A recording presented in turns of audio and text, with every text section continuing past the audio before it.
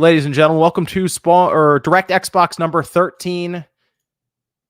There's another night to talk about Xbox. I have with me, of course, my usual co-host, Nate the Hate. Nate, how we doing? Doing well. It was I guess you would call it a slow week in terms of Xbox news as Sony kind of dominated the headlines, but there's still some stuff to go over with the Xbox as there were a few headlines made earlier today. So, yeah, we can go over that. But last time I noticed that our volumes were not correct in terms of levels. So we have to double check that here as we go through. So I'll try to listen to this back a bit. That's why I had to repost last week's because I was loud and you were kind of quiet. So last week I had the setting on auto correct for volume. So it made it overcorrected. Okay. Yeah, we are live, people in the chat. We are live. We have some topics here to go over with Xbox in mind, and then we will have a post show over on the Patreon, which we do have linked down below for the Spawncast Network. So we have some pretty good stuff to talk about tonight. I also want to do a big thank you to our sponsor, of course, the Game Orb, who's been supporting for a while now, actually several months. So make sure you check them out with their channel linked down below. It's Game Orb. A lot of gameplay, a lot of touring different conventions and events and stuff. So good time there. Check them out. And then I do also want to give a shout out over on the Spawncast Network to some of the producers who support each month. So we have Achievement, John O, Joshua Butts, Mr. Joby, William Hogue, and Trent A. Is producer over there. So make sure you check out the Spawncast Network. We actually have a poll up right now for we're going to go back and do some older games, which we were really excited for because it's been a while since we've played through some of them. And we have a poll up for games from 2004, and we're going to have the patron members vote on a game, and we're going to go back and do a whole podcast about it after we replay it. So I think right now it's Half-Life 2 is in the lead. Half-Life 2. So there's some good ones on the list though. So make sure people check that out. Yeah, people should go vote. We have Chronicles of Riddick up there, a fantastic game, and you can see I haven't played that one in a while either. You look at Indiana Jones coming out later this year, and you can see the inspiration that title is taking from Chronicles of Riddick. So it feels as though it's the perfect time to revisit that hidden gem, and we can only do it if you vote for it. So take away Half-Life 2 and propel Chronicles of Riddick into first place. Okay. Please. Yeah, I haven't played that in a while either, because I think I played that on the original Xbox back in the day. I haven't played it on like PC or anything, and I feel like I may have picked it up on a Humble Bundle sale or something at one point. So that would be fun to play on the OLED, the Steam Deck OLED. So otherwise, it might end up being Half-Life 2. Twin Snakes is on there as well. I thought Twin Snakes would have controlled quite a bit of the vote, but Half-Life 2, man, people are into it. It's because people have very fond memories of Half-Life 2. I mean, especially it did come to console. You played it on the 360 via the orange box and such. And Twin Snakes is just kind of that redheaded stepchild of the Metal Gear Solid franchise. You have a lot of people who are so hell-bent against that game existing due to the changes it made. So I guess Half-Life 2 makes sense, but I'm really surprised that Chronicles of Riddick is really getting no attention whatsoever. I thought that game would be doing a little better because it is very well received. It's definitely a hidden gem of the original Xbox generation, and the fact that many of those developers went on to join Machine to now make, the Wolfenstein games and Indiana Jones, I thought maybe people would have been interested in us revisiting Chronicles of Riddick, but right now Half-Life 2 and Half-Life 2. Still time to change things. We'll see. But let's see. Tonight we have Palworld that we're going to go back to because things have changed a bit, maybe even from Microsoft's perspective and a bit of a strategy for the Xbox there. We have layoffs hitting at Microsoft's gaming division pretty hard, but then also some financial results that they share that are kind of contrasting to them laying off nearly 2,000 people. There have been discussions around Microsoft having a handheld system in development, or at least considering it. And we did have more information around which Xbox title, big Xbox first party title, could be going to other platforms. And Persona 3 Reload, big game, did hit Game Pass. Yes, actually today. So we can discuss actually all of that here. Do we want to go to we'll go to Palworld actually first. And the reason I say this is because I can't get Nate to play Palworld at all. He won't touch it. I don't know why, Nate. Why aren't you playing Palworld? Why aren't you joining the 7 million players, by the way, on Xbox who are playing Palworld? Because I have no interest in that genre type. Pokemon It is and nothing like Ark, Pokemon. and It's like I was Ark. catching all kinds of pals. I don't like Ark. I've tried Ark. I don't find it enjoyable. I will not play Palworld just based on that principle alone. It has nothing to do with the inspiration, theft, whatever people are calling it today in regards to the Pokemon models. It is just a genre I have no interest in. Nothing I have seen of Palworld makes me want to play it. So it's very easy for me to ignore and play other things. Do you remember when we downloaded? Was it Valheim? It came to Game Pass, and how long did we last Oh in my that game God. before we quit?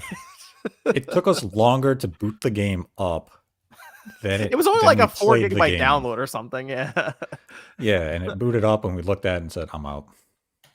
it was That was quick. really bad. It was quick. We were in and out. We were in and out of that one.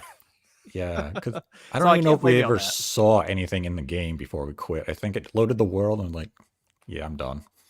Well, even though it was the subject of quite a bit of conversation, a lot of controversy around the models for the pals, the the copying that was going on, sure, but something that's undeniable for this game is the effect, the popularity, the sales. Is They did announce that they have touched 19 million players with this game, and they've at least shared numbers like 8 or 9 million here and there as they've gone through Steam, and it just continues to grow from there. And now Microsoft themselves say that they're working with Pocket Pair to help provide support for Xbox versions of the game. They say specifically they're going to be enabling dedicated servers, which was a big thing that was brought up, offering engineering resources to help with GPU and memory optimization, speeding up the process to make Palworld updates available for players, and working with the team to optimize the title for Xbox and Game Pass platforms. Because I noticed the Game Pass PC version, I believe, is basically the Xbox version. So it's the Steam one is still kind of ahead of both of them. And apparently, according to Palworld, in their roadmap, they want to get them to parity so they can have cross play and cross progression, that sort of thing. It kind of feels like Microsoft is they all of a sudden realized, oh wait, this is pretty popular, and almost kind of hitching their wagon to it now. And I think it's a great idea. We'll see how things go if the Pokemon company becomes very aggressive with this and finds something, but they haven't yet. So if you're Microsoft, to me, I don't know. This seems like the move. You jump on this if you catch lightning in a bottle, because no one was expecting this at all. Yeah, it's definitely an opportunity for them to position the Xbox in an advantageous way by marketing the console and Game Pass closely to the game because it is finding a lot of success. And I believe they did a regional breakdown where China is making up in the area of 38 to 40% of the player base. So that's obviously going to skew towards the PC players, but they're beginning to do those bundles in other regions in the Asian market with Palworld, at least in marketing.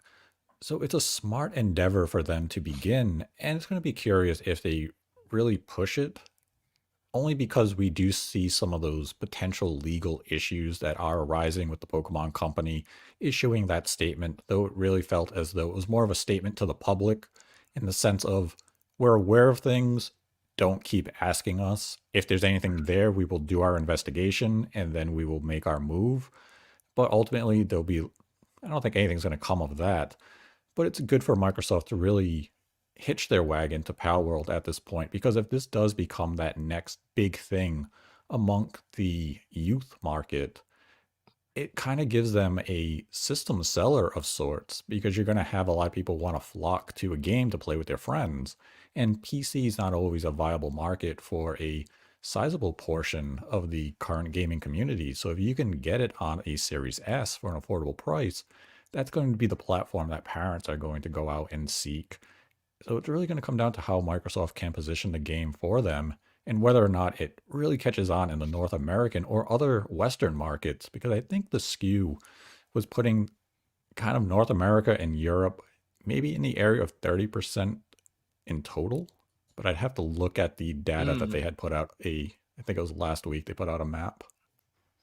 Yeah, this seems one I would even align like Game Pass with, where it's on there, but you can have other benefit. They do this with like free to play PC games will get different benefits and or currency or things in the game. In this case, Palworld's still in very early access, so I assume they're going to figure out how to monetize the game further as they get to their 1.0 release. That's probably still like a year and a half to 2 years away.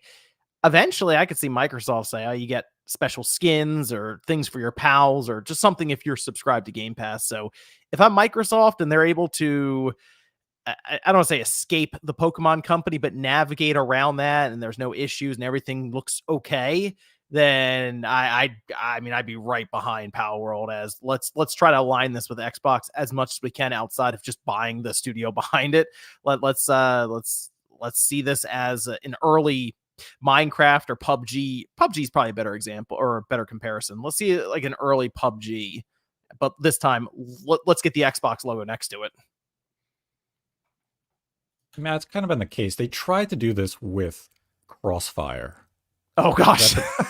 We saw how that went because it was huge in some of the markets in the PC sector. And they're like, hey, if we can get this on console first, we'll make it a Game Pass deal that we might have something here. And they didn't have anything. That was a disaster. Yeah. People quit the game. You had Remedy making a campaign for it that nobody cared about. Palworld is definitely a stark contrast to that. This is gaining popularity. It's having a very engaged user base. It's just going to be a question of, is it going to remain engaged for the long term, or is this a flash in the pan? And by that, I mean, come June, are we going to see a sharp decline in engagement? It's hard to tell at the moment. It's really going to come down to the content rollouts. And they've been very vocal on their social media that they are introducing new features and content to the game. And it's going to be fairly rapid. And I believe the Xbox version is somewhere in the area of 3 to 4 months behind the PC build in terms of updates and just quality of life and such. Yeah. That's the biggest thing though, is they fast start, are they able to hold on to it? Really, that's the thing, right? Can they provide content updates consistently? Can they get the multiplayer to parity so that these two different versions aren't far behind each other? And that's eventually what Minecraft was able to do. And now we see basically on all platforms, people can just play together on Minecraft. And that's one of the big reasons it's, I think, sustained itself so well. But hey, Palworld rolling along, 19 million people so far have played. I think it's going to continue along this year personally. And I feel like this could be a situation where we turn around in like 2 years and, oh, they've hit like 40 or 50 million people. And it's just this massive thing. So we'll see. It'll depend on how Microsoft's able to handle it along with Pocket Pair, because Pocket Pair was like this small. How many people even worked there? Like 30 or 40 people or something? I'm not sure how many employees they have. I mean, the story behind Palworld was they found a part-timer working at a fast food chain to model all of the pals and do a bunch of rigging work, and they really didn't have any experience of their own in doing this type of technical work. They just were, they found a genius hidden in the weeds, I guess, but they've made a lot of money now, so you'd have to imagine CEOs looking at this saying, okay, it's time to expand. Let's hire some good talent and see what we can do. But that's really a to be determined type of factor at this point. Can you imagine working over at Microsoft in their gaming division, and you're like contracted, always working with the coalition, or you're part of the coalition, and they roll in one day and they're like, hey, we need to make Palworld look better and we need to run better. So you're going from Gears or something over to Palworld. It's like, Okay, I guess. Like, yeah, I can't wait to make this bear look good. That'd be awesome. I hope that's what happened. I That's hope no, so. don't wish that. That's terrible. That's just a funny like image to have. It's like, all right, I know you're working on Marcus Phoenix, who's gonna be the big point here, but we gotta get this Trico looking thing in Palworld This, running yeah, better. they get this tree lizard looking a little more lifelike. Be like, okay, Amazing. no, I hope God, that happened. no, no, no. Okay, well, that's Palworld. It's out now on Game Pass though, so even if you're curious about it, you can download it, see what you think. Let's actually talk about this handheld situation, Nate. So this is interesting because we saw the stuff that came up about the PlayStation Vita 2, if you will, or Sony seemingly doing plans, which these companies are always R&Ding something. So there's always plans going on, right, Nate? Always something. Doesn't mean we see it. Yeah, companies are always Yeah. prototyping various ideas because there's always something that they have an idea to cater to. It's just whether or not it's a viable product to actually bring to market. Right. Yeah. So I'm sure there's some crazy stuff that Nintendo's worked on, Sony or Microsoft, all in the background, and it just doesn't leave the cutting room floor 3 or something. But in this case, some information seemed to get out there from Moore's Law is Dead around the idea that there's at least contracts in place with AMD from Sony, and there's planning involved around a handheld, not like the Portal, which is again a controller with a screen. No, this would be one that would play these PlayStation games natively. But on top of that, I keep seeing the idea brought up that Microsoft was at least looking at the handheld scene much more closely. And they definitely seem to like, or at least Phil Spencer has kind of talked about liking the ROG Ally. He's even talked about liking that Logitech G Cloud, the streaming device, but the ROG Ally seems to be one that they are at least looking at more and more. They did I don't know if you got a chance to use yours, Nate, but they did a compact mode now that's supposed to try to work. It's in the Xbox app. It's supposed to work better with the controller layout. I think it just basically detects where you're moving around with the joystick better than if you don't have it on. But it does seem like Microsoft is at least doing some optimization, I'll say, for the UI with a handheld Windows device in mind. But now we have over on Windows Central with Jez Corden, and I believe he also talked about in their Xbox 2 podcast earlier today, that a bunch of hardware, different pieces of hardware and ideas were greenlit from Microsoft. And one of them potentially could be an Xbox handheld. So we could potentially years from now look around and go, oh, there's a Nintendo handheld, there's a Sony handheld, and there's a Microsoft Xbox handheld. What is this I mean, do we think this is something Microsoft would heavily benefit from trying to make another piece of hardware after people are already questioning the Xbox now with, I don't know, I don't even know what they call it. The Xbox Series, they have the X, the S, they call like P. the Z or P. Oh yeah, P for port. Well, I don't know. The Xbox Series P. Yeah, I guess they could do that. P for Yeah, portable. yeah, the XSP, like the Oh yeah. PSP. Oh. I mean, it's not the best branding, but I think Microsoft going in a portable direction would be a smart move for both their company and the brand as a whole, largely because gaming is gradually shifting towards a portable, more leisure market. People, especially of our age, we still make up a sizable portion of the active gaming community, and we're getting Mhm. older. We don't have as much time to sit in front of our televisions and play a game due to families, work, what have you. So, by offering a portable option, is something that they could benefit from, even if it is just as a complementary to a flagship hardware. It allows them to expand their market, and it also would expand their market in some developing regions. Because as we see, the Japanese gaming interests are largely into the portable sector. And the Yes. only company who has a stronghold on that at this moment is Nintendo. So if you're able to bring out some impressive type of hardware with your library of games paired with Game Pass, you could potentially find success in that Japanese market. Now that could expand into China and, Saudi Arabia, South America, North America, Europe. And now you're going to be kind of selling still a novelty piece of hardware, but it allows you to have those two options. Because a lot of people view the Series S as a mistake. Had the Yeah, I Series kind of S noticed been, that. yeah, had the Series S now been the equivalent of a ROG Ally or Steam Deck, would people really be viewing it as a mistake if they were playing Forza Motorsport on a dedicated handheld that the game was then crafted with that in mind as far as optimization goes? Yeah, it is funny with the Steam Deck. For example, Microsoft is not interested in really optimizing for it. We ran into that with Forza where I remember I was trying to get it to run on the Steam Deck and it wouldn't function, and they told me that they just Mhm. didn't optimize for it. And it kind of, I thought about it, I was like, that's interesting. Why wouldn't they optimize for it? Because they're selling it on Steam. Uh, Maybe in that sense, it's like it's the ROG Ally or nothing because it already runs Windows and it's more compatible. But maybe it's also, hey, if we have our own Xbox handheld, it would be legitimately in their mind a competitor to the Steam Deck, because that's the one handheld I never see them talk about really. They talk about, again, the Logitech G Cloud. They've talked about the ROG Ally. I don't know if I've seen them talk about Lenovo's, but like the ROG Ally definitely comes up a lot. I just don't ever see Phil Spencer or any of these executives mention the Steam Deck like that.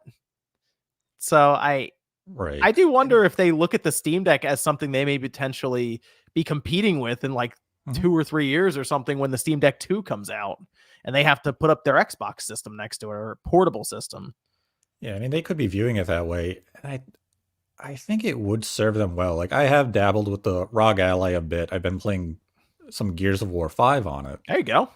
And just the campaign, I haven't done the multiplayer, but the campaign, it runs well, it looks nice, Mhm. controls well, and everything. And the first thought in my head was, if this were an official Microsoft product where I don't have to go through the settings and fine tune the game every little bit to make sure it's running well in the modes and such, this would be a very compelling secondary option. Because I have friends who haven't upgraded from the Xbox One, and it's largely because they find themselves in a handheld state of play. They own the Switch and they really use it for their commutes to work and such, or while on a lunch break, that they just don't have the time to sit in front of a television and play games the way they used to. So something like a ROG Ally would be of interest to them, but they don't want to spend $600-700 on a handheld PC. So if Microsoft came out with their own thing, let's say $350-400 as a maximum price, that's a product they would then be interested in because Microsoft does house a lot of the IPs that they do have a lot of interest in playing: Halo, Gears of War, Forza, and so on. So if Microsoft was able to position it with that Game Pass being part of a bundle of some sort, I think it could be a winning formula for them. And even when you go to how Microsoft is pivoting away from physical media in terms of using a disc, what if they were to pivot towards a game card, an SD card like Nintendo has done? That would solve a lot of potential problems moving into the future, and I feel as though people are more willing to embrace digital with a handheld than they are a home traditional console, because you want to have a vast library at your fingertips with a portable. You want to be able to play as many of your games instantly, and that would really play into their Game Pass card, saying you have hundreds of games available right now. And you're on vacation, you have your handheld Xbox. Hey, I want to play Starfield. Download it. Or it's already installed with dozens of other games without worrying about losing a game card or anything like that. So I think would be a smart play for Microsoft to pivot into the future. The only question would be, could AMD deliver technology that would allow them to bring hardware as a flagship piece of hardware that has a high level of performance, be it Xbox Series X level for the traditional system, and create a portable that you could downport these games to without any issue and have good battery life?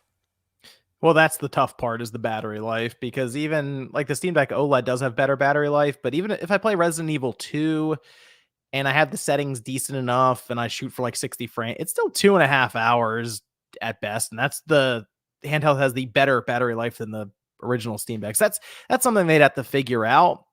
But you're right in the sense that I feel like in a world that Microsoft's going towards where they're just going to be it's just going to be digital. I kind of feel like then that's when the handheld makes the most sense. They don't have to deal with how do we have these games stored on a cartridge, nothing like that. It's just we already have a Series S, so now we have a handheld that's also just a digital device, and that's it. But if have you tried Xbox Play Anywhere with your ROG Ally yet? Yes, I had downloaded Resident Evil 2 Mhm. and I had booted up the game, but I didn't go through all the settings, so the game was looking pretty rough. And that's my fault for not optimizing it to the ROG Ally specifications. But that would be where, if you have that Xbox dedicated handheld, that all of that's done for you, it just adds to the attractiveness of that potential product. Because the ROG Ally, I would say the barrier is slightly high for an individual who's not well versed in customizing and changing the settings that you do on a PC. We're kind of trained to just pick up a game now and play it. Unless you're a PC gamer. PC gamers know you have to go in, tweak settings to get optimal performance. But most, they've really only been introduced to a console where you just pop the game in and play. Well, So I played Microsoft would have that advantage. I played Starfield this way at times with Mhm. the Play Anywhere. You can have your saved game and it'll go between in this case Windows and then Xbox. So I did that with the ROG Ally and it worked well enough. There was one time where it didn't quite sync up just right and I had to reboot the Xbox so that it synced again and got the save file up there. But I was going between those two with Starfield and it was a pretty good experience. So that's kind of what I would envision with the handheld is you go from your Xbox to your handheld, maybe to your Windows PC to your Xbox or back again. And it's as they're trying to do where it's more of an ecosystem with multiple devices, but you kind of play it how you want. However, if you buy one of these handhelds from Microsoft, most likely you would probably sign up for Game Pass then, because that's the thing the ROG Ally has is when you buy it, it has Windows, which means it already has the Xbox app on it, which is Game Pass. And I mean, I gotta say, you sign up for it with the ROG Ally and you start going through it. Remember, what was it like last year? I I told Sean that you could use Game Pass on the ROG Ally, and he had no idea. He was confused. Now that happens every other night when we play games, and he's spinning in circles. But in this case, he went through it and started just downloading stuff, and was like, "I did not know I could do this." So there's probably a lot of people who don't even know that they can just download games from Game Pass. Well, that's the thing, is that there's probably a percentage of the individuals who are buying a ROG Ally with the intention of playing Game Pass games. But then there's individuals who are buying it just as that interest. They're just curious about what it is, and they're not aware of that. And given the Game Pass PC library isn't all that great, there's a lot of omissions compared to the console version. But now that would be alleviated by Microsoft bringing out a dedicated portable Xbox, because you would have the console Game Pass library of games available to you. And it would just be a smarter play for Microsoft than them relying on a Lenovo or the ROG Ally or the Steam Deck.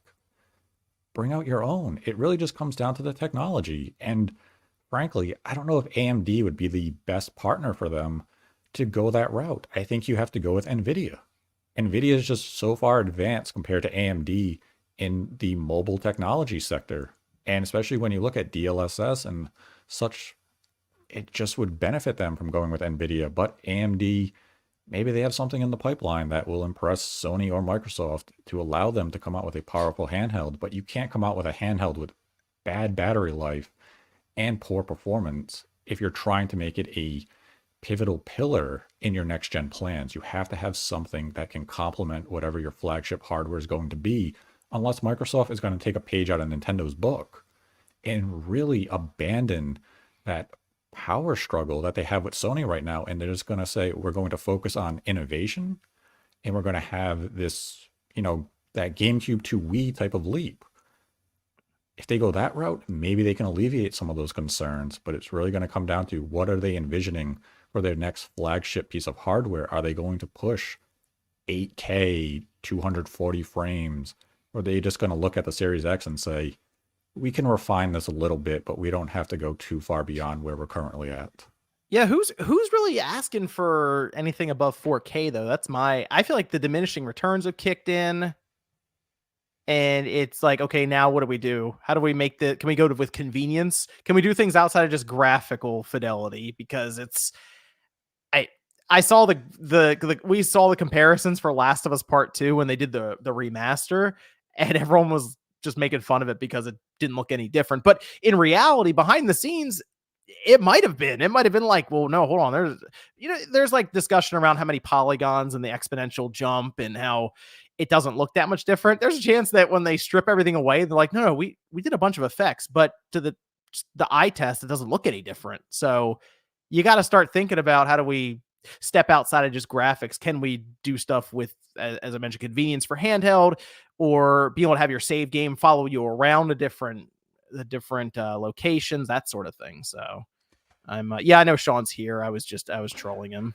He I was yeah, he's here. He was he was bugging me about carrying me on his back, even though I mean, I guess if I technically, yeah, I guess kinda. I mean, that means I'd be on top of him. So it was a lot of that with Call of Duty, since I was usually in first and he was in second. So I guess in a way, technically, yes, I was standing on top of Sean. But hey, don't look at me. Wow. I usually go, hey, why don't we stream this? But for some reason, Sean doesn't want to stream any of the Call of Duty matches. I wonder why. Well, we'll see if he replies. I'm going to advise that he doesn't stream those matches. I would like to see an Xbox handheld. I just want to see more competition to the market. I hope it's just a handheld future, and the diminishing returns get to the point where we're just walking around with systems 20 years from now that are just 4K 60 no sweat, and we're all talking about 16K at like 30 frames. Yeah, I mean, that would be nice. It does feel as though the future for the industry as a whole is going to be going that hybrid route. Because at some point, you have to just acknowledge that the mobile or the portable division of gaming is going to continue to get bigger and bigger, and you can't rely on the traditional stationary home console anymore. And if Sony is exploring this, that means they're aware of it too. The rise of the portable PC, everything is trending in that direction. So it's really going to come down to which of the two remaining console manufacturers, which one is going to take the plunge next. And it seems as though Microsoft is going to be the one to really commit to that. And they have the technology, they definitely have the financial backing to explore that route. They just have to make sure they do it right. It can't be something that they half-ass, which would kind of come back to Sony. If Sony does do it for a third time, would you have any confidence in them doing it right? We've seen them approach PlayStation VR 2, and it's been nearly a year, and they haven't released another game from a first-party studio. With Sony, you always have that concern of, are they committed to this agenda, or is it something they're going to abandon after that 12-month period and just leave it on the shelf and say, we tried. Microsoft, I think, would be more committed to an Xbox Portable. Yeah, but I think we'd get to the position where the same games would play on the handheld as would the console. I mean, even like VR, Sony has to specifically go, we're making a VR game. Whereas in the case of 3 years from now, if there's a PlayStation Portable and a PlayStation console and they play the same game, maybe there's some optimization, slight optimizations, maybe settings and stuff in the background, but it's not like, okay, we have to make a PSP version of this game that's not going to quite be that game. It'll be different. All of a sudden you're splitting off into two different divisions within your company. Whereas if we really do get to that future where everything is designed with PlayStation or designed with Nintendo, as that's the hybrid system, or Microsoft, where it's just Xbox and it also works on the handheld, I think then the support wouldn't be as in question. I think it's in question right now with VR because you have to make a VR game, or in the case of the Vita, you had to make a Vita game. Even with like the 3DS and the Wii U, you had to choose. So that's the future I'd hope to see, is we get to the point where these low power chips are just able to do everything the main consoles can do for the most part, to maybe 800p to 1080p on the handheld screen. And that's it. It's all the same. Yeah, that'd be the ideal future. And I think if Microsoft is able to prototype and explore that type of direction coming for the next gen system, I wouldn't be surprised if that's exactly what they launch with come 2027, 2028, whenever the hardware is ready to go, I think the only thing they would have a hard time communicating is if the visual leap for the flagship system isn't as big as people would expect for a next generation leap. And even if it is by design, it's just having to sell people on that reason. And I don't know what people are expecting, Nate, with a PS6 or an Xbox Triple X. Like I don't know what they think is gonna happen with the visuals. I guess it'd I just be better ray tracing, higher fidelity, and more stable frame rate, which is the same song and dance we get every single generation of, oh, we're finally going to have stable 60 FPS and 1080p. We have machines now capable of 4K, and titles are still going below 1080p.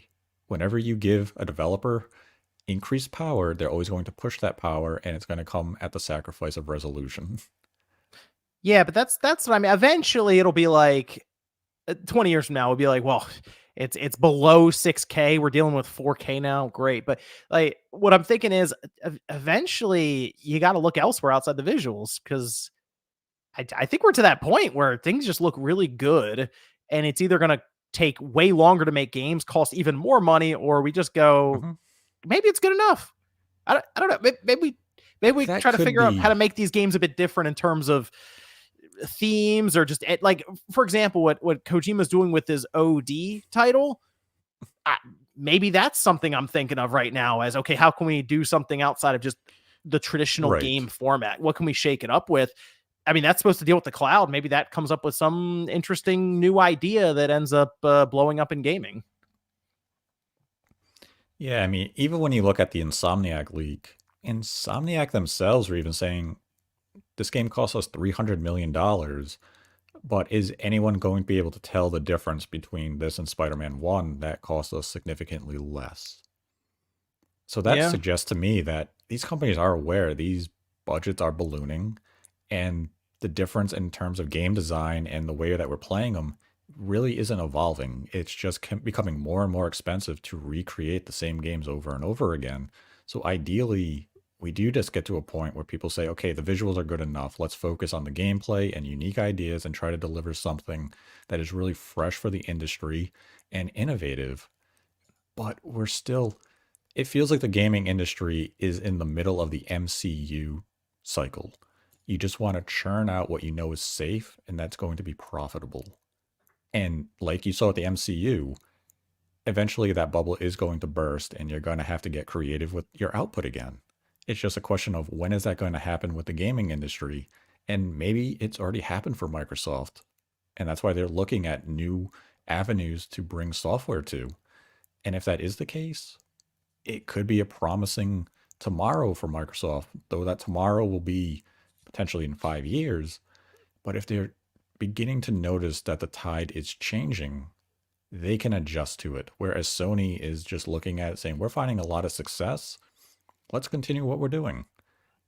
They're going to have to adapt at some point as well. Nintendo, for once, was ahead of the Yeah. trend, and they set a Technically they were. trend.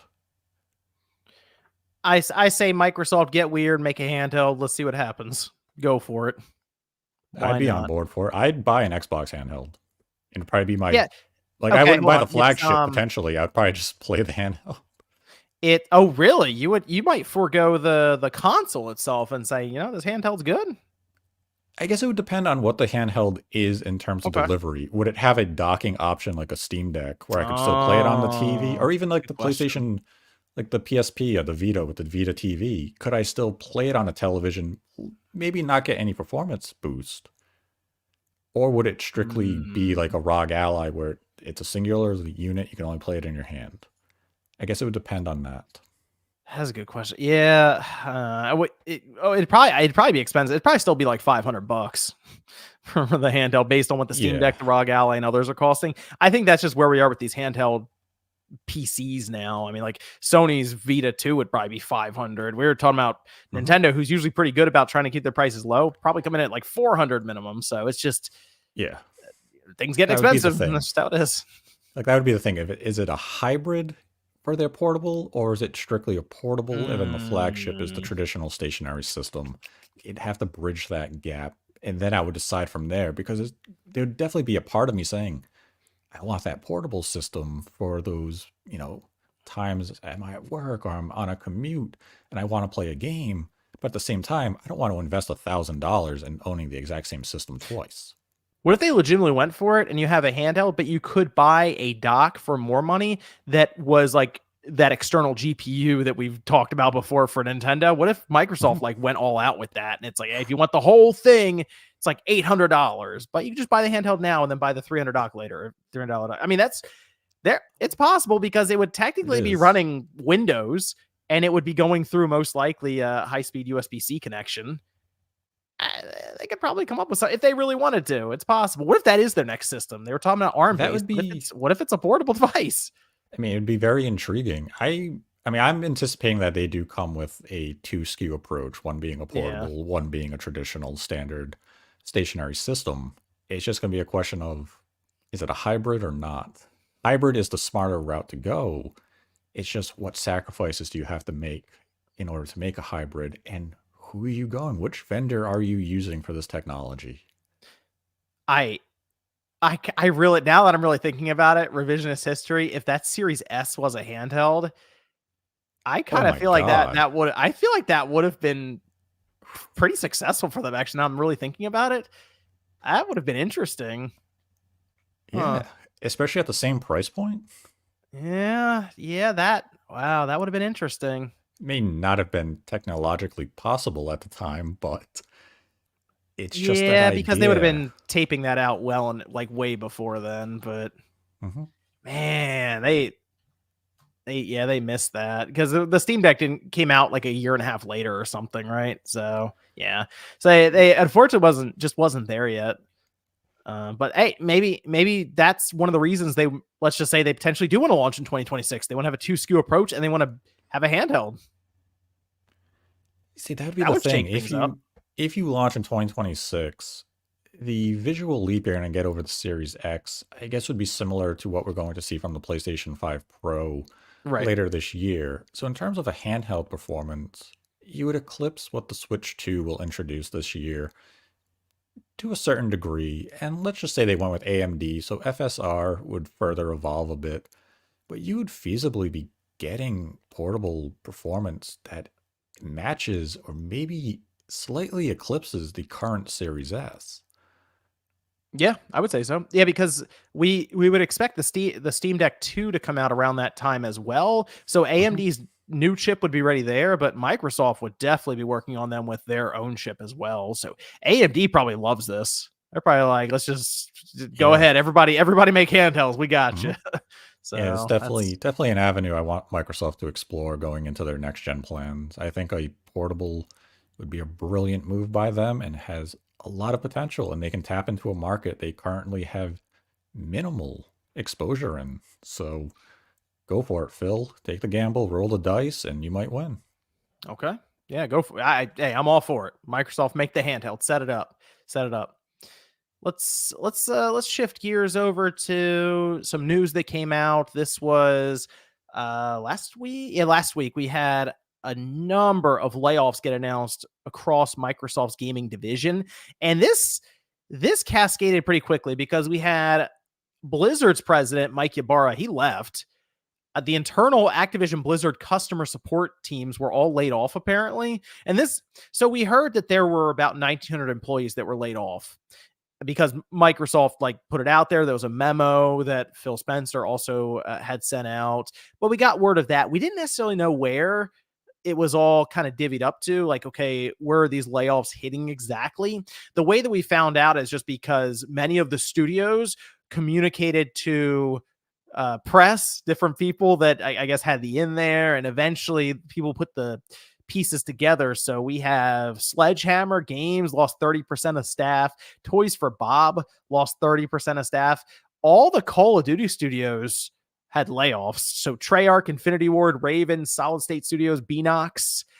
And this was quite substantial, I would say, for the number of people who are laid off. And one other thing that we can go over here in a minute was that the Xbox departments for physical game publishing was consolidated or shut down, and it sounds like Microsoft may be outsourcing those tasks, which kind of makes you think about their path forward here. But What did you think, Nate, when you saw all? I mean, just layoffs all over the place here for Microsoft's gaming division. And I know there was a lot of hiring that happened during COVID for just. I mean, we see layoffs all over the place, not just gaming, but like it's basically across the entirety of the workforce right now. But 1,900 with Microsoft, which by the way, later on that day after they had made these announcements for layoffs, they closed at a $3 trillion value on the stock market.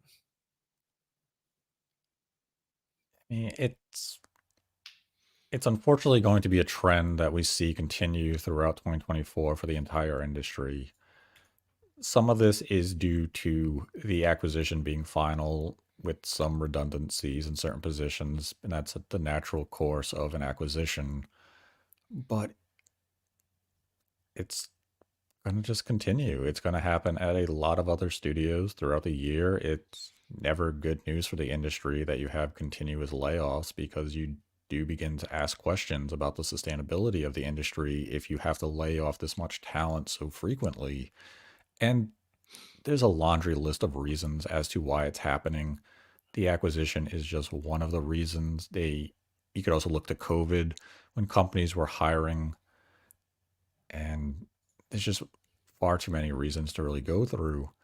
And it's hard for the consumer as a fan to look at this and say, yeah, what's happening? Or even to take care, because ultimately you could look at social media where people are saying, well, does that mean this game I'm looking forward to is going to get delayed? They don't have any care that employees are losing their jobs and being laid off. They just want to know that the product that they have interest in is still going to come out as scheduled. And I feel as though a certain portion of the community is becoming desensitized to the layoffs. It's constant news. It's going to be constant news moving forward. And it's really just become part of the industry at this point. Microsoft had their round. More companies are going to have their rounds, especially as the fiscal year comes to conclusion for so many companies. Don't be surprised if you hear of layoffs from, Nintendo, be it NOA or Nintendo of Europe, Sony, Ubisoft. Countless companies are going to experience this in the coming weeks because March is right around the corner. Their fiscal year is ending, and they're going to be looking to make changes. It's a really complex issue that I'm not sure if anyone, in terms of gaming personalities and voices, are really well equipped enough to have a meaningful take on at this point, because Oh, I think we you're don't right about know that. the Yeah. inner workings going on. We don't know what drove these decisions. Is this just a corporate decision of saying, well, our internal target was this much money. We came short, so we're laying off a bunch of people because we need to have more money next quarter? Or is it a bigger issue of some of these companies are looking at it saying, we can't survive another quarter or two with these types of losses because we as a company are going to have to be looking for relief.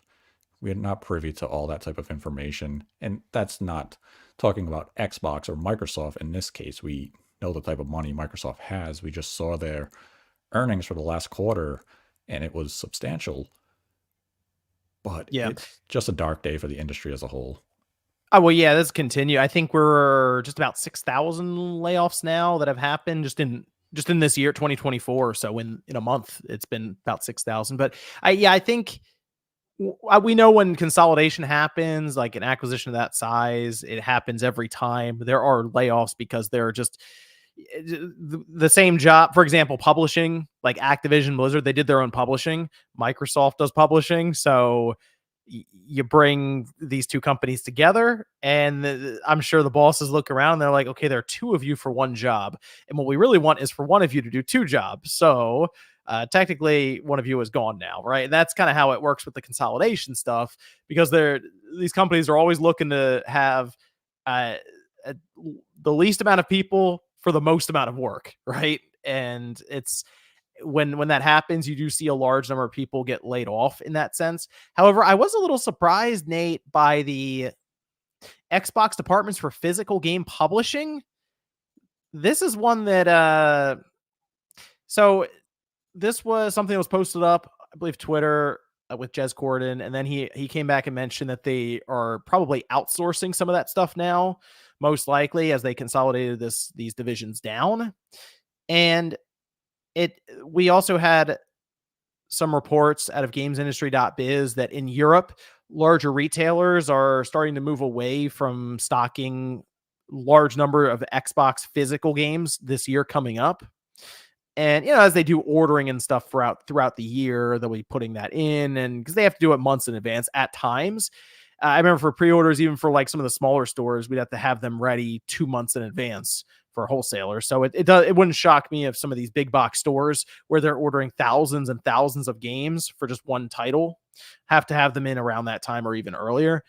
And it does continue to play into that idea that revision, the Brooklyn revision with no disk drive, while it may not be that exact thing that shows up, I think the idea is in place. And I kind of feel like they're working towards that, where there's just no more physical media for Xbox in the next, I'm going to say 2 to 3 years. I think we're that close.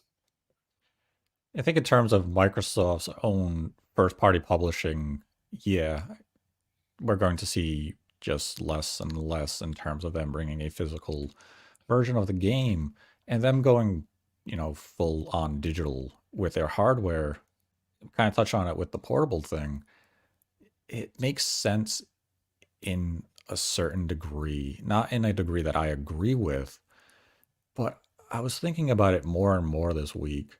If you were to buy a PC today, do they Mhm. ship with disk drives? No, most of them do not. I have a disk drive in one of my PCs here just to make sure I have it, because on the off chance that I get some accessory or something and it has it still sometimes happens where you have a little a disk with it, but most times they tell you to just go to the website and download the driver if you need Mhm. it. So, I mean, at this point, who's really a client shopping around for a disk drive beyond Microsoft and Sony? And Yeah, Sony I has a mean, vested yeah, interest in this because of Blu-ray. they do, but even they don't seem as interested as they used to just a generation ago, Right. really. So I wonder if part of Microsoft's pivot at this point is that they're one of very few customers actively buying disk drives. And if they are just one of two buying a disk drive, eventually the manufacturer is either going to say, we have to increase our price because we're not selling to anyone but you. And it's just that realization that technology has evolved beyond physical media and a disk drive is no longer a viable product for them to purchase because either the manufacturer is no longer going to make it or it's just been priced out for you in terms of viability. I mean, that's one of those business dealings in the back end that could potentially be being discussed that we wouldn't know about because we don't have to be privy to those type of details. But it is an aging media. At some point, it just feels as though you have to make a pivot. And that's where I said maybe you go to a game card. Because if someone is producing at least a game card Mm. media, you can continue to do physical distribution of your games. It's just going to be in a different format. But when would you make that transition? It's not going to be smooth. You're still going to anger people because eventually you either have to continue making disc or you have to say we're just done with this because we can't justify buying it from this single vendor who's now increasing costs because we're their only customer at this point. It it's tough though, because if you go to that, you're saying go to like some kind of solid state storage media, like an SD card or its own Yeah. cartridge or something like. But the Mhm. problem is these games keep getting bigger. We just had the file size shown online for Final Fantasy VII Rebirth, and it's almost 150 gigabytes. Like Right. And that's that would shipping be on two dual layer Blu-rays to make that work. right. And that would be the problem going to a physical game card like an SSD based storage solution because you're not going to spend, let's say, $100, $125 on a single game because now we're going back to basically the Super NES generation where you're going to have tiered pricing based on the technology the game card is hosting, which we saw a bit during the 3DS generation where bigger games were a $10 increase over a standard size game, and even the Switch Mm. to a certain extent that we saw that being influenced. But now if you're going to these larger, massive storage sizes, what do you do for pricing? And I mean, it's definitely a complex issue that for Microsoft in this situation. But I guess you'd say PC gamers transitioned over a period of how many years did they really have Well, to I mean, go? I'm trying to think of the last physical PC game that I remember buying back in the day. Because I remember, for example, going to the store being really excited because Knights of the Old Republic came out, and I bought it on PC. But Mhm. even then, I'm trying to think of what. I mean, I bought GTA 5 somewhat recently just because it was funny because it comes on 7 DVDs. But I was trying to think of what it, because Steam obviously once that really took over and it was all digital then. But even that, we had subscription services like Game Tap. Remember that was a it's somewhat decent enough digital service. We've been dealing with that for a long time. So for some reason, PC in general, it was just easier for a lot of people to move away from discs, and maybe that's just because it was such a optional thing for the most part. Like, I don't. Does anyone really Right. have? When was the last time you turned on a PC and it wasn't connected to the internet? Unless my Like a router is out desktop and I didn't PC have that you used, internet, I mean, like that you used for a day or two or something like that. You go to it every time. Most people turn on a laptop or a PC, they just expect internet to be there. yeah. Yeah, like it's so tied to the Mhm. internet now, and I mean our consoles are getting there. Like I've said before, I feel like if Don Matrix showed up with his vision next year, people would be like, that sounds kind of weird, but I mean, I'm usually connected to the internet anyway. Like, I feel like that would have been more of a response than what happened in 2013, where people like kicked his door in and was like, "You're out, get out of here." So it, Like it's a very difficult thing. And I mean, maybe Microsoft in their mind that they say, hey, because Windows is so integrated into the Xbox ecosystem as well, that if you own a game digitally, and because now they have that Play Anywhere initiative, technically, even if your Xbox breaks, I can still play that game on my PC on that account. And that will carry over to any PC moving forward. mm, And like, yeah, I guess you have that type of backup, sort of, but digital still needs to solve for the idea of, can I sell my digital goods? And we just don't have that answer yet. And that's something that maybe Microsoft can get in. Because I believe right now their current refund policy for digital is you have 2 hours to play and then you can get a refund. So very similar to Steam. right. But you I almost just need to create another means of being able to sell or, for lack of a mhm. better term, rent digital games. It's interesting you mentioned that, Nate, because if you remember, Phil Spencer said in that podcast a little while ago that they lost the worst generation to lose because it was all about building your digital library, but you don't Mhm. actually have ownership over that digital library. So it almost makes me wonder if in their mind behind the scenes they're thinking of revamping or having how to figure out how to revamp the ownership of digital.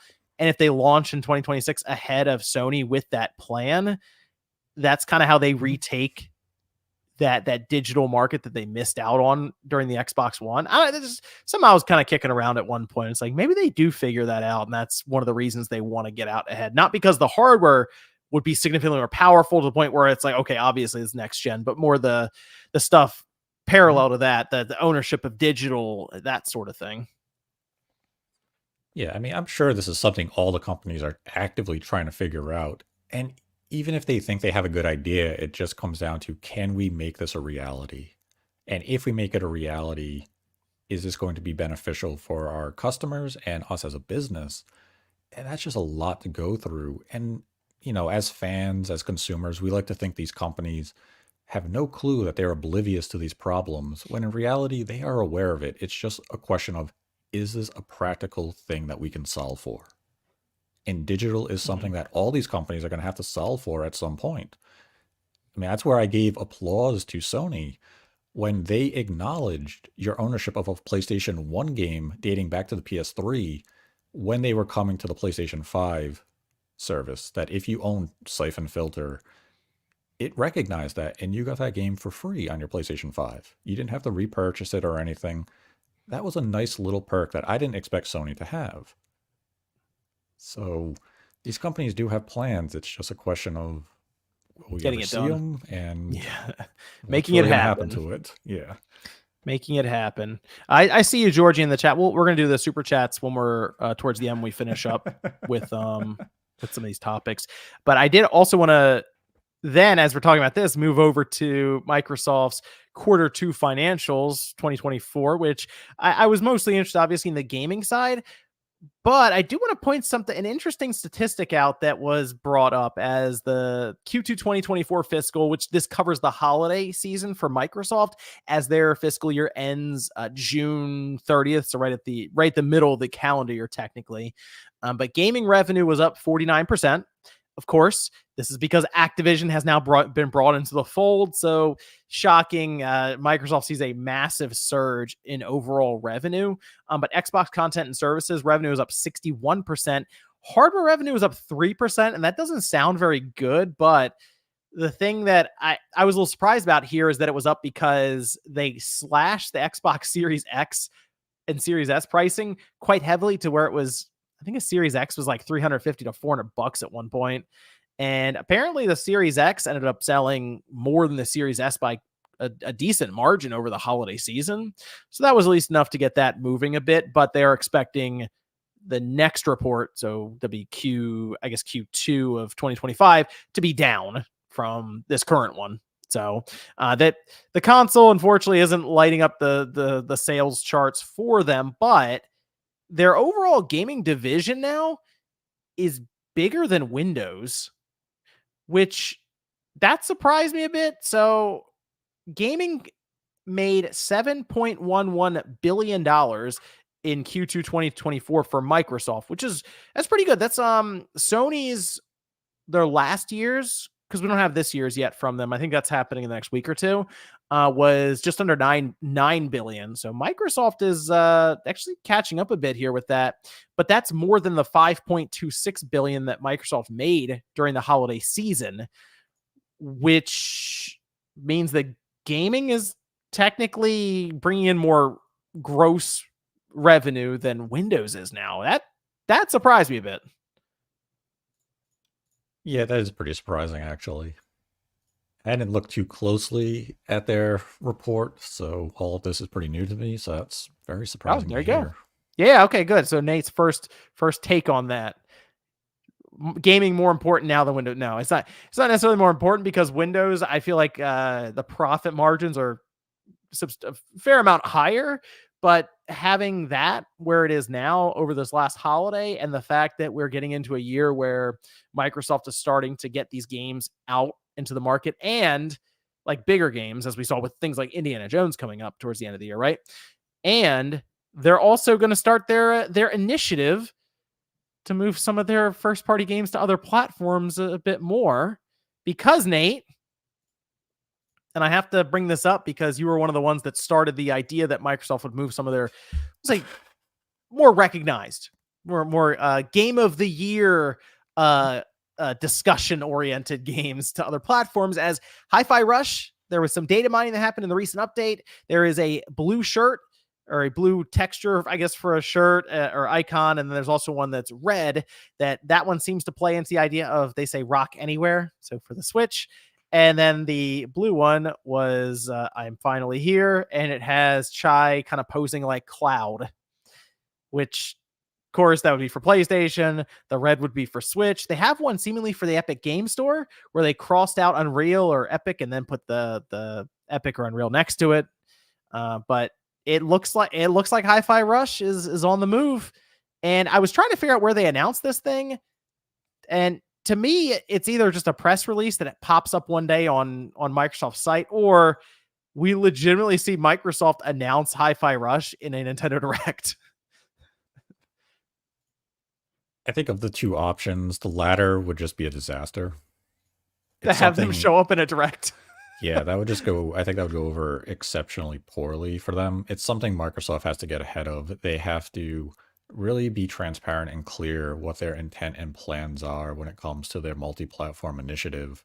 Because if you approach this recklessly, the narrative around it is going to become incredibly toxic. You have to come out and just say, it's, select games will be going multi-plat and blah, blah, blah. We're going to have still certain franchises remain exclusive to our brand, blah, blah, blah, blah, blah, and just go on and allow the consumer to hear your plans and say, okay, I understand what you're doing. I own an Xbox. I still feel confident in my decision to own an Xbox. And if you're on a PlayStation Switch platform, you say, oh, cool, such and such a game might be coming to my platform in 18 months. That's something I can look forward to. Or instead, in the converse, say, I'd rather play it day one. I want to be part of that day one conversation. So I'm going to buy an Xbox to play those games. They really have to be crystal clear in their intent with this initiative. They cannot leave any bit of murkiness around it. Just be transparent with the consumer. Let your base understand what you're doing and go. This really has to be approached with delicacy. It can't be just, hey, Hi-Fi Rush is in a Nintendo Direct and we're just not addressing it any further. It'd be like, wait, what? Here's how That's I do it. weird. I would next week, Monday, I drop the press release saying Hi-Fi Rush is going to other platforms. I don't have a release date or anything, just it's happening. Here's our explanation, as you mentioned, just like a little paragraph that's like, hey, some of these games are going to go to other platforms, that sort of thing. We're still committed to the Xbox ecosystem, whatever you got to put out there, right? Sure.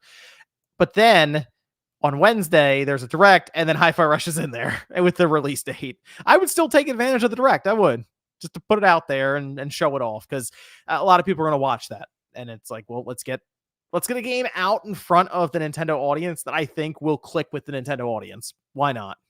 Like, take advantage of that. It's there. So I think Hi-Fi Rush would do very well on the Switch personally, and that paired with the Switch OLED, I think would look great. So Well, yes, got to keep in do that. mind that right now the public rumors are that it's not coming to Switch, that it's PlayStation bound. So Oh man, what's the shirt that says Rock Anywhere with the red?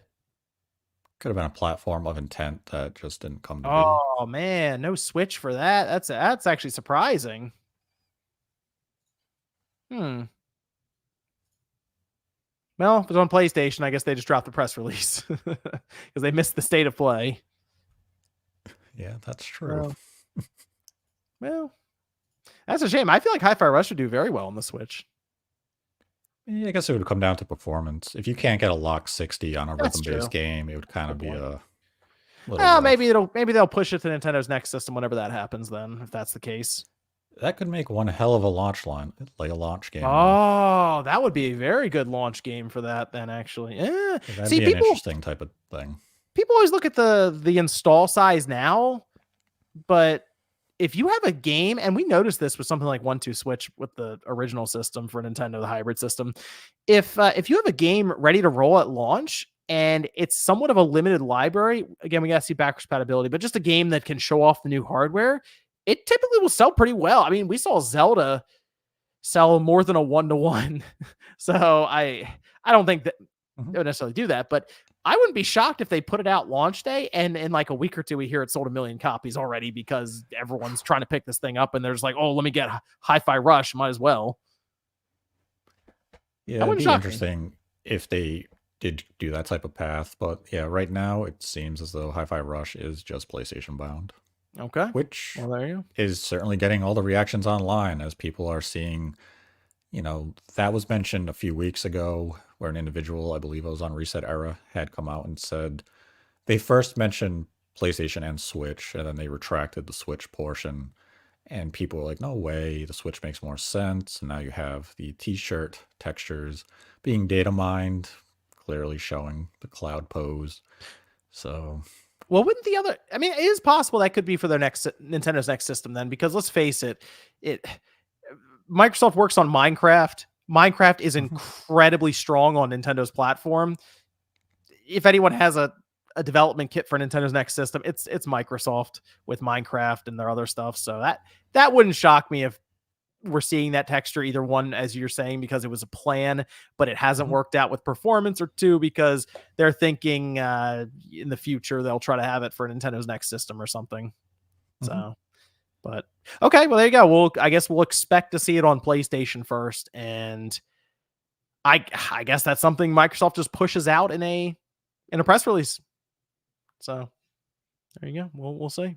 I think it'll do well on PlayStation as well, though. It'll be more sales for a game that's really good. So Yeah, I mean, why that's the not? key thing. It's a really great game, allows more people to play it, and Microsoft reaps that revenue. Nobody Let loses. me see. Let me bring up Georgie's comments here. Let's see. Said, don't care what you say. Phil Spencer. Oh, is it? Dude is on 8K 240 FPS at the Beth round table and lied about exclusives, buying a PS5, never Xbox. And then Okay. let's see. Here we go. When this plan fails, I'll LOL at P3 resigning. Then we have Dave, who says, could an Xbox handheld dual boot Windows and Xbox? Oh, that's a good question. Would they lock down the handheld? I kind of feel like they would, actually. They probably would lock it down to their OS. Kind of similar how the Xbox now has that developer mode, but even then they're kind of like, maybe not. Let's not do that now.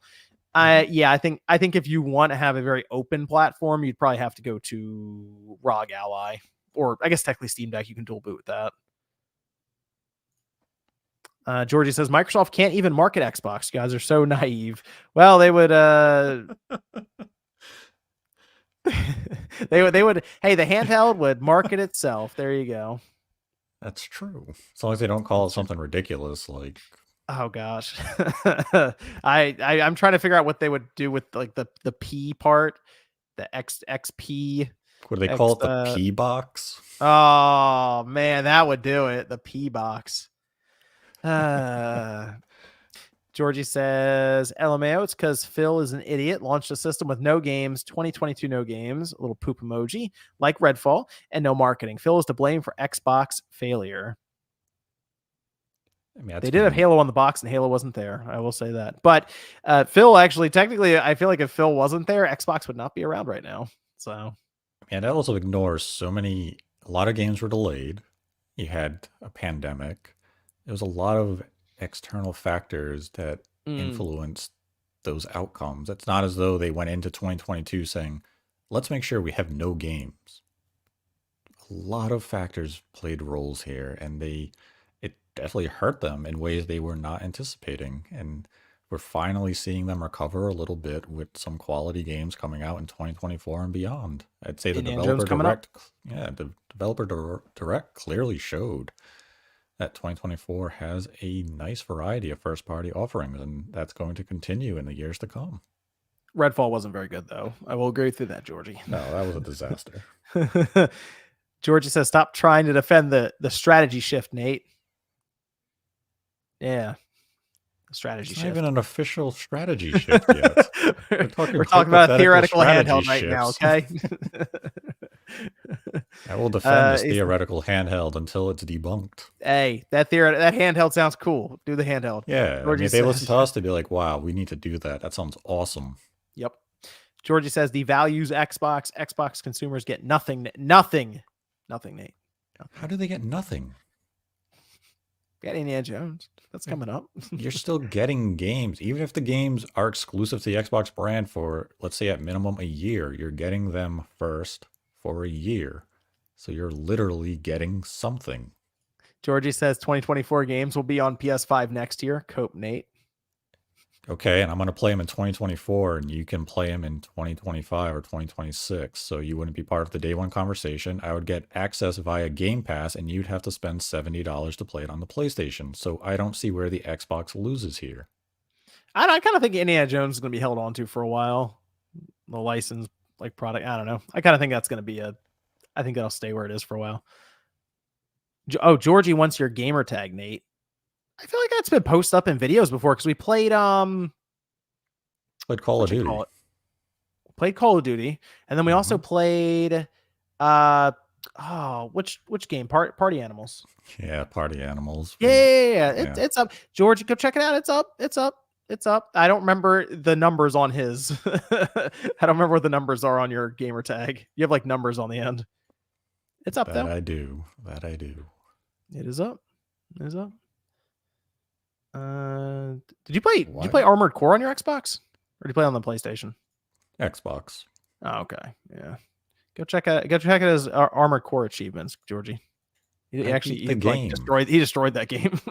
I did. I had a good build where I was just boom, boom, boom, boom, boom. Yeah, you annihilated that game. it was a fun 16, I think it was about 18 hours it took me to go through. That was a joy. I loved it.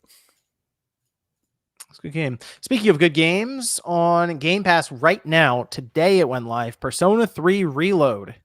It is out. And I think people, if you have Game Pass, I'm going to throw it out there. Download it and try it out.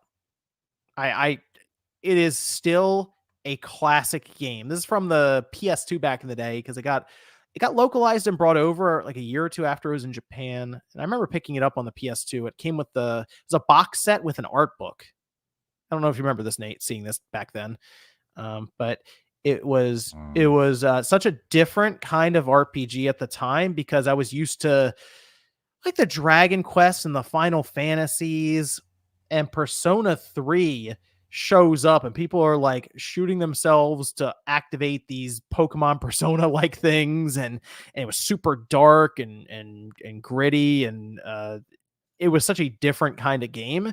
And now it's come out here to current platforms, even like with the Xbox One, and it's available through Game Pass, or of course you can buy it on the other platforms. But the game itself has undergone a complete revamp in terms of the visuals. It is running at 4K, 60 frames per second. Even ray tracing appears to be in there. So the look of it is great. And for the most part, they've kept it intact with a couple of features in there for quality of life. Like Tartarus has a few extra things in the tower. It's basically a dungeon crawler. So there's two sections to it: dungeon crawling, the social aspect where you're kind of going through and building up your character's social links that then make your persona types in Tartarus stronger. But there's an entire like narrative that's tied between all of these characters on that side. But during the Tartarus, which is the dungeon crawling section, they've dressed up each individual area differently, so it doesn't look like the same floor over and over again. And I think the combat itself just looks super flashy and more comparable to like a Persona 5 now. But if you played Persona 3 back in the day, you absolutely have to check this out, especially if you enjoyed it, because I think it's just the best possible way to play it now. And if you have not played Persona ever, this is actually, I think, one of the best starting points. I know people say Persona 5, which, yeah, technically they're self-contained stories, so it would be fine. But this, for example, even pulled like Baton Pass from it and added it into its combat. So they have brought some of those elements in. I just think this is a pretty interesting story that they end up telling throughout. It's like 80 to 100 hours. It's a long game. But like the basic premise is there is what's called the dark hour it starts at midnight, and it's an hour that only certain individuals are aware of, and they kind of explain more about why that is as you go along. But if you are not part of that group that's aware of it, you are basically viewed as a coffin that just stands there unaware of what's happening around you. But then they have these creatures called shadows that come out, and you end up fighting them back with your personas and stuff. So it's a very unique game is what I'll say, especially for its time, but it's one that I think has aged perfectly. And I think it's worth checking out if you've been curious about Persona. Good starting point. Check it out. High quality stuff. Have you played any of the Persona games, Nate? Yes, I have played Okay. Persona 3 Portable when you it came to played the it. PSP. Mm-hmm. Oh, portable though. Okay, so yeah, it's not portable. as good. The issue with that is you have to teleport basically between all the areas. But Yeah. in Persona 3 Reload, they built everything out, so you can explore all the locations around the island, and like you just walk around, so you don't have the teleporting issue. You can, there's an overworld, but you have plenty of places to explore, and you'll find different people in areas that you create these links to, and then it makes your persona stronger in like the other reality. So it's significantly better than portable right away, I'll say that. So if you didn't play it, did you play it on the PS2?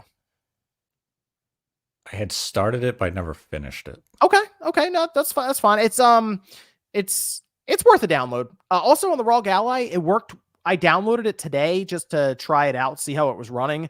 And it's like anywhere between 40 to 60 frames most times. So if you decide to just cap it at 40 frames or cap it at 30, because it's an RPG, it's like Yeah, it's not It's really a, something. yeah, it would run fine. And I had a battery life, according to ROG Ally, when I capped it at 30, it had a battery life of just over 3 hours. Okay, that's not too bad. Estimation. But yeah, it would work. It would work fine on the ROG Ally. I assume it'll work fine on the Steam Deck OLED then, or just Steam Deck in general if you buy it on Steam. So I fully recommend it. And if you have Game Pass, it's right there. Hit a few buttons. It was like a 20 or 30 gigabyte download, I think, on there. So yeah, I think it's worth checking out. So they also changed the music out a little bit too. They went with like a hip hop rap kind of setup for some of it. So I don't know if that's for the better though. I don't know. Some of the battle theme is pretty good. I'll give them that. Like if you surprise one of the shadows, it has a pretty upbeat like bit of music that plays, and it's good. It's good for that. So I think I'll have a video out tomorrow about it to really go over it a bit more. But I enjoy it. It's fun. It's a bit over 20 hours, I think, into it now, because I ended up playing it like for the last week and a half to catch up for my video. But I'm just scratching the surface. It's like 100. I remember with the PS2, I think I played it for just over 100. I played it for an entire. I started it when it was cold out, and then I finished it when there was snow on the ground. Like So I went all the way through spring, summer, and then into like December that year playing it. Yeah, I think that's why I didn't finish on the PlayStation 2. It was just too long, and other games are coming out, so that was kind of that title that was easy to just throw to the wayside. And came out in like 2008, I think, in the US. So we were already into the PS3 generation. But yeah, it's good game. If you've never played it, check it out. If you had, still worth downloading.